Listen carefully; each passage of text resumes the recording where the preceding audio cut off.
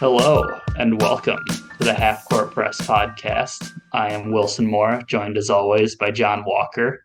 We're doing this for, I think, the first time this season on a Friday. So you've got that going for you. End your week, roll into the weekend, listen to us talk about some college hoops. I don't know that I don't know that it gets any better than that, Jon. Could you imagine having such a stressful day at work on a Friday, okay, of all things, and knowing that a full day of college basketball is on the horizon, and you get off and you don't quite want to leave your parking spot yet, so you open your phone and you start to scroll through Twitter, only to see that there's a new episode of the Half Court Press Pod. Can't imagine anything Is better. there a better way to drive home? I don't think No, there is. there's not. There's not. I don't. Yeah, I mean, I don't know. You find a better way to drive home, Yeah. and you tell me, man, because half court press pot on a Friday before a full slate of college basketball on a Saturday. Does it get any better than this? Oh my! Listen, we got I don't know. It's been somewhat eventful. Not eventful as the past couple of weeks, that's for sure. Yeah. Um, I think this week's episode is more about what lies ahead. We'll recap Yeah. what everybody missed, but I mean, we're in the dog days of February. This is Yeah. the nitty gritty of Yeah. basketball season before we dive into the postseason. And yeah, I mean, it's time. It really is. It's about time. So I think we'll probably talk quite a bit about what lies ahead for both Nebraska and Creighton. But what Nebraska do this week? Rather uneventful. They only Yes. played one game. Creighton played one and a half, depending on your view of Georgetown. So yeah, what Nebraska do this week? Yeah, Nebraska got a much needed week off. It had been a grind for Nebraska over the past really 2 months. I think the last time they had more than like 3 or 4 days between games was back in December. So it was just one after another for January and February, and they finally That's brutal, man. got that bye week, and got a win to feel pretty good about going into the bye. Played Michigan, who will likely finish last in the Big Ten. Nebraska jumped out right away through the first punch, went up as many as 30 in the first half. I think it was 43-13. Michigan briefly closed the gap, ended the half on a 12-2 run to make it 20, which was just enough to have you thinking like, man, if they could start out in like an 8-0 run, and suddenly this is a game that did not happen. Nebraska weathered the storm, came out strong in the second half, bumped it back up to like 26-ish, one by 20. A good win for Nebraska. All Big Ten wins are good wins. All 20-point wins, even if it's against the worst team in the conference, are good wins, and that kind of leads them into this real kind of white knuckle stretch, 6 games to the end of the season that we'll dive into shortly. Creighton played a couple games. I watched like a third of one of them. They were playing Georgetown, and I watched like 10 minutes, and I was like, I feel like I've seen, like I can just assume what's going to happen over the next 30 minutes of that game. But Yeah, that was Creighton's yeah, second game of the week. They also played Xavier. What do you see from Creighton this week? yeah. The Xavier win. We talked about it on last week's episode. The back-to-back losses were like so disheartening. 1 point loss to Butler at home in the highest scoring Big East game in like 6 years or something like that. Um, and so that one obviously sucked for them. And then yeah, the Georgetown game, but that Xavier game is really kind of the highlight of the past week for them because Xavier was fighting for its tournament life. They're kind of one of those Big East teams on the bubble, and they gave Creighton their best shot early on, and then they just fed Ryan Kalkbrenner That was kind of he had 28 points on 14 shots. So, it was almost a sure thing that Ryan Kalkbrenner was going to get to the rim and score anytime that Creighton needed him to. And that's really kind of how they gutted out the Xavier win. They got usual like additional production from Baylor Shireman and Trey Alexander and Stephen Ashworth. Struggled a little bit, but then caught fire late. They led that game by as many as 20. And then, I think Xavier had it to 5 with a minute and a half left. And it was like, oh, buddy, you can't have 3 straight losses in this fashion. But they gutted that one out on the road in a place that's really not easy to win. History is proven in the Big East. That was the big one for them. And then, if there's one takeaway from the Georgetown game, it's that Baylor Shireman became the second person in program history to record a triple-double, the first since Benoit Benjamin. And let's see, he did it 3 times. The most recent was 85. And so, if any of our listeners want this tidbit for comparison's sake, say, man, 85. What was going on in 85? Marty McFly was introduced to the big screen.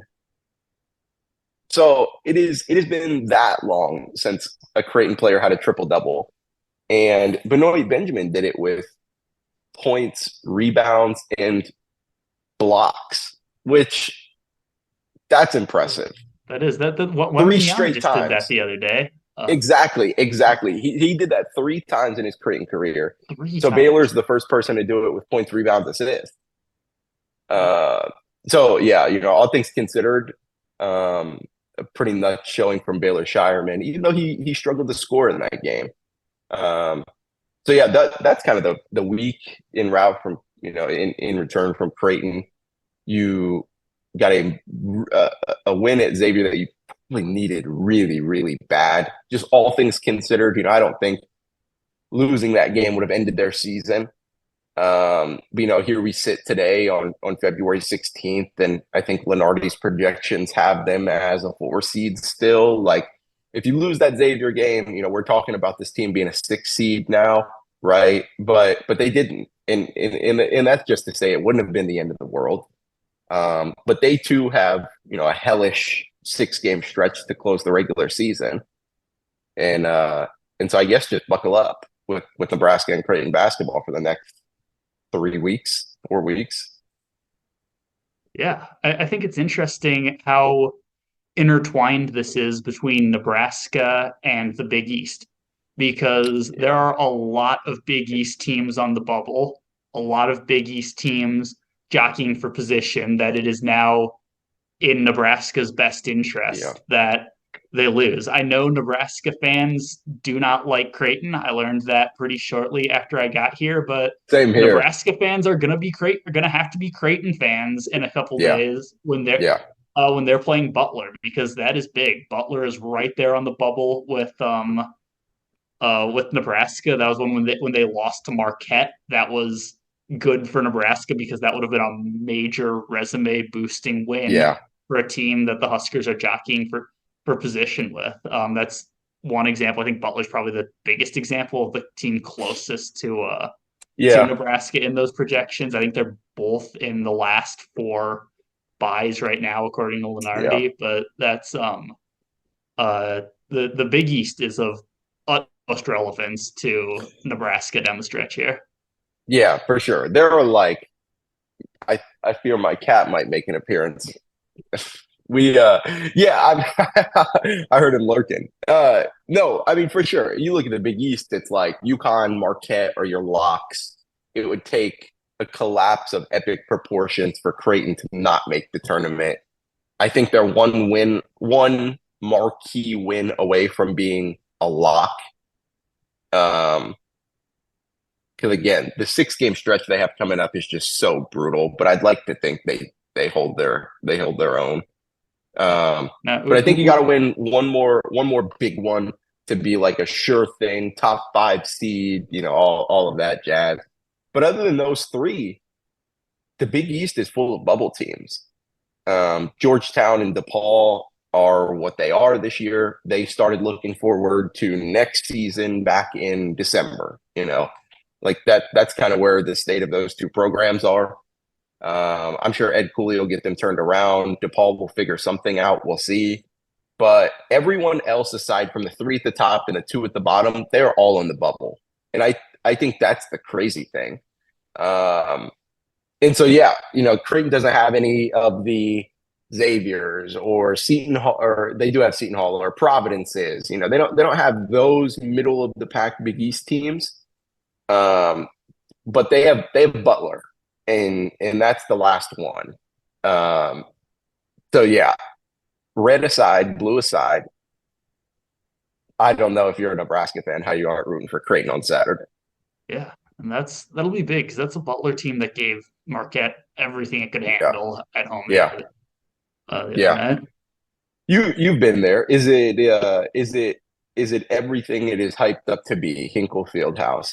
It is. I was there. I covered a game about a year ago, and it was a really good atmosphere there. And Butler wasn't even good that year. That was not a very good Butler team. So Dang. I would imagine now it's even better. But yeah, it's a it's a sports writer bucket list place. It's one of the really cool old college basketball arenas. Will you be there, John? I will not. I will not.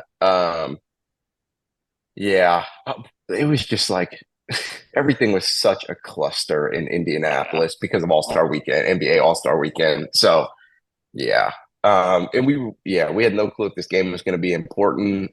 If Butler is going to continue this kind of like mid-season surge. They have, to their credit, like you said, they haven't lost many throughout the past couple of weeks. That includes a win over Creighton in Omaha. And then, yeah, kind of one of the lone blemishes on that is the loss to Marquette, which you kind of already said they gave. I don't know what much more they could have gave Marquette that night. I just think Marquette's better. Um, but I don't know what more they could have done to beat Marquette that night. Um, but yeah, Nebraska, they are fans of the upper class in the Big East. They are. To just clobber whoever they play Yeah, over the yeah, next couple of weeks. I was doing my Big East rankings this week, and I noticed a lot of these bubble teams play each other. yeah, So I think Nebraska might be able to find solace in that the Big East will in some way cannibalize itself on the yeah, bubble. Um, you're gonna have Providence beat Xavier. You're gonna have Xavier go beat Villanova. You're gonna have all these weird things happen. That'll probably self-inflicted leave Big East teams out of the tournament. yeah. That'll work out for the Huskers though. Yeah, I'm sure a diehard Nebraska fan could go and look at those games and say, okay, what's the roadmap here that ends with none of these teams in the tournament? What combination of things has to happen? Yeah. Yeah, For, it's like you get to week 18. You get to like I'll use actual basketball analogy. You get to week 18 in the NFL and it's like, oh, my team needs this to happen, this to happen, this to happen, this to happen. It's like when you're sitting there on selection Sunday or the night before, and most of the conference tournaments are wrapped up. Maybe there's still a few games to play on Sunday, and you're like, okay, I am now a fan of Boise State to beat whoever, like you just follow the randomest game so that it works out for your team. So yeah, I'm sure somebody has already calculated, man, yeah, if this team wins and if this team wins and if this team wins, then actually I think maybe Nebraska will play a tournament game in Omaha. And it's yeah, somebody's probably already got it figured out. now, none of that will matter a whole lot to Nebraska if the Huskers don't continue to take care of business at home Right. and win a game or two on the road. Um, Yeah. we I had a story on this the other day. No one in the 68 team era has made the tournament without winning a conference game away from home. Uh, which it's interesting because I guess I didn't think about it a whole lot until I kind of dove into the numbers that it makes sense, not just because, it's more than just committee decision. It's also there aren't many good teams that don't win a Right. game Right. on the road. Generally speaking, if you are 0 and 10 on the road, you're probably not gonna be 10 and 0 at home. You're probably not that good of a team, which Yeah. makes me realize if Nebraska does do that, if Nebraska goes 0 and 10 on the road and 10 and 0 at home, I think they'll have a legitimate case as greatest team of all time to do that. Only But team of all time to do that, maybe. yeah, that would require more research than They would simultaneously be the best and worst team to ever go 10 and 0 at home and 10 and 0 on the road in yeah. conference play. And the thing is, like maybe they could make the tournament by doing that. If they do that, that would be wins over Purdue and Wisconsin. If you get Yeah.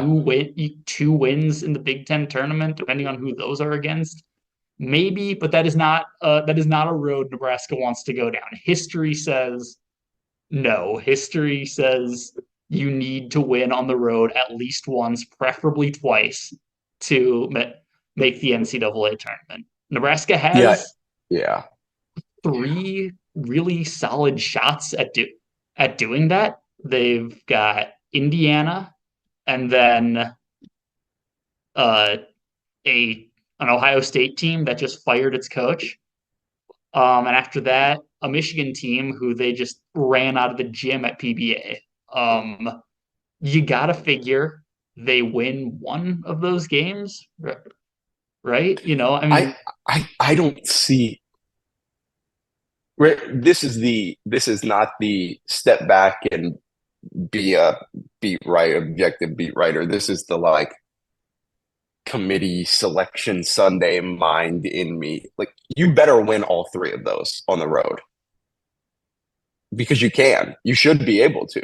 yeah, Now, I say that while there's a different team ranked team going on the road and getting upset every night, every week. You can count on it. Who's it going to be? We have no clue, but you can count on it. And but you have to, have to get at least two of those. I think, just to say like, hey, we can beat bad teams on the road. We might not be able to beat everyone on the road, but we can beat bad teams on the road. and they almost beat I think that Illinois on the road. That's the crazy I thing. know, I know that would have put them in the tournament. It wouldn't Yeah, have been a question. absolutely. It Yeah, wouldn't have been a question for me. Um, man, and the Wisconsin win is still okay at the moment, but they're yeah, sliding. yeah. Um, They beat Ohio State and maybe got put the final nail in Chris Holtman's coffin. yeah, So kind of back on track, man. I every night of that 4 game losing streak, I would see a dozen of the same like tweet on my timeline that was Nebraska broke Wisconsin. Which, that's good. That's good. yeah, but What would you say their home games are left? They have those road games. Who do they have left at home? they've got Penn State tomorrow, Saturday. Um, Rutgers and Minnesota. Rutgers and You've got Minnesota are both teams they lost to on the road. yeah, They're yeah, both teams Nebraska held a double-digit lead against on the road. Um, I think Nebraska should win those just based on the home and road splits. How they played against those teams. How you figure they're less likely to collapse the way they did in both of those yeah, um, at home. And that's the funny thing, with 6 games left, Nebraska should be favored to win all six. The Huskers won't yeah, win all yeah. six because nothing in college basketball is that simple. Right. But they'll be favored to win all six, which, it's an opportunity and it's pressure. It's okay. Now's your chance. You've got 6 winnable games in front of you. It's no excuses at this point. Nebraska will either take care of business and make the tournament, or they won't. And uh, end up in the NIT. Let me ask you this: with where they currently sit in the Big Ten standings and how that would play out to the Big Ten tournament, do you think only one? Say they go 4-6 in these games over these final six. Do you think they're in with that, or do you think it would just depend on who it's against? I think 4-2. I think I think Nebraska's feeling good at 4-2. Maybe it takes one more win in Right. Minneapolis, but 4 wins that gets you to 21. That 4-2 means 21 and 11-9 in Big Ten play. That would mean they got a road win. Yeah, I think 4-2 down the stretch probably gets them in. I'd say 5-1 definitely gets them in. that makes it. Um, I was just curious if you thought only winning one, because what they'll have like a 4-5 matchup maybe yeah, in Minneapolis. Like, would one win be enough to cement them in the tournament, considering it's not against one of the Big Ten's heavy hitters? yeah. Do you think they'd have to win two?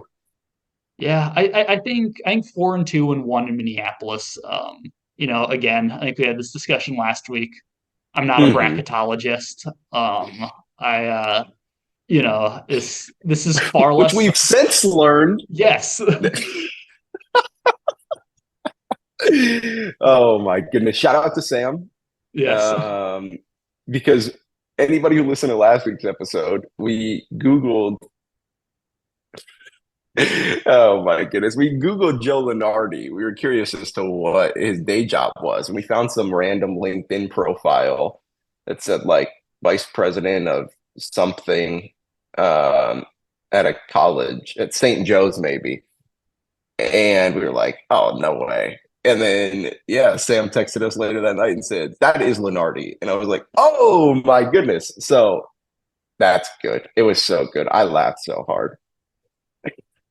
I, yeah. I, I think it'll be a similar kind of, I don't know. I don't want to say make or break. I'm like 10 minutes removed from saying I think Creighton's almost a lock to be in the tournament. But they they have 3 road games left, I believe. Yeah, they have 3 road games left against 2 teams that beat them and another that they beat by a point in Omaha. That being St. John's. That's The first 2 are Butler and Villanova. Okay, your final 3 home games are against the other top 3 teams in the league. So, yeah, that's why I kind of hesitated to say. That's why I said I think one more marquee win puts them in like cements them in a top 5 seed. Because you go get one over, you go win at Hinkle. It's an impressive win, sure. You should win that game. On paper, you should win. They seem pretty juiced about it. I think the thing that Trey Alexander and Jason Green both said were like, we're not giving up 99 again. We cannot let that happen. So there's a little bit of motivation behind this game. But all things considered, I think Creighton should win. Now, then you really get to the thick of it. UConn, St. John, Seton Hall, Marquette, Villanova to end the regular season. that's a If run. I would I would I would be hard pressed to find another 5 game stretch to close the regular season that prepares you for March as well as that does.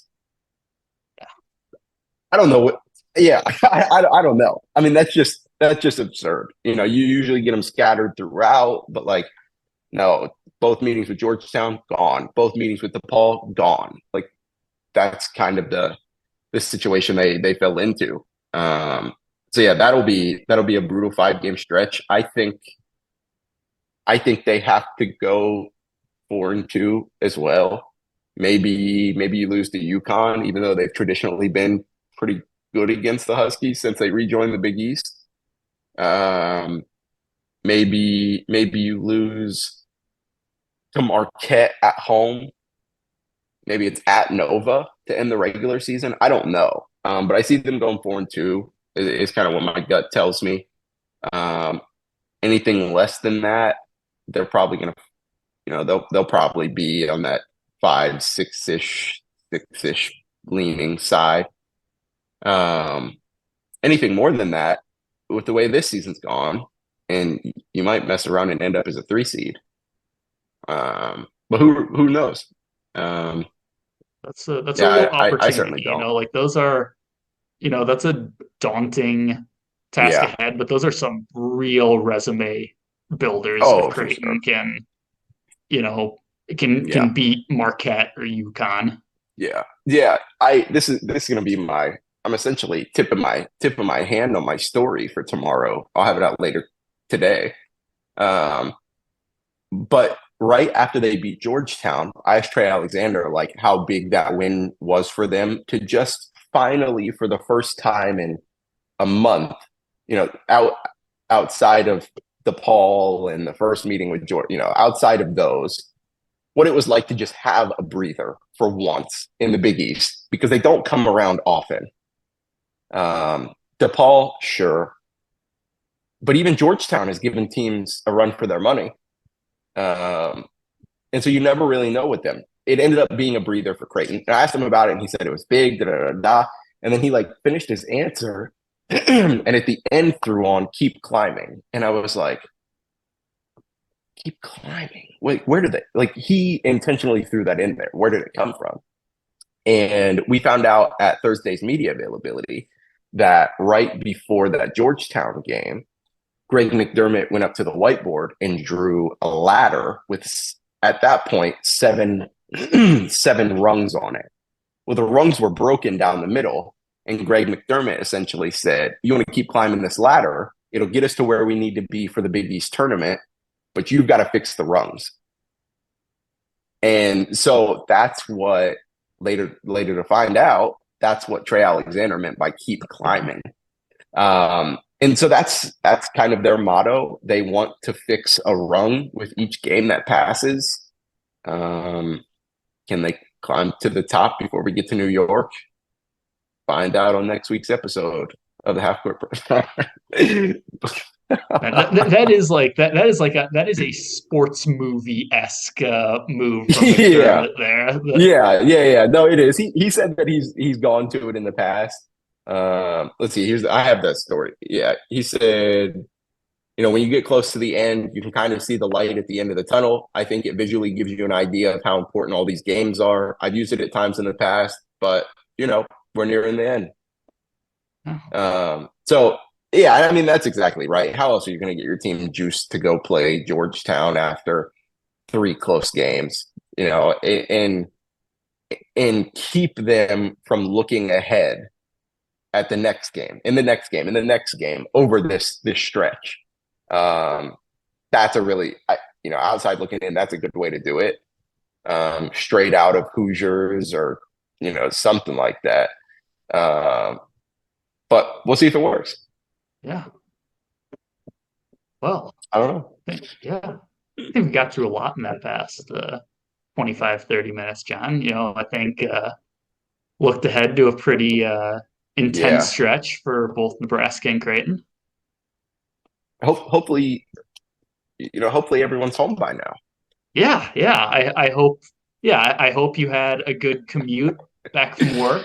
Hope you have a good weekend. Hope this springboarded you into a nice, relaxing weekend. This has been the Half Court Press podcast. I'll see you next week.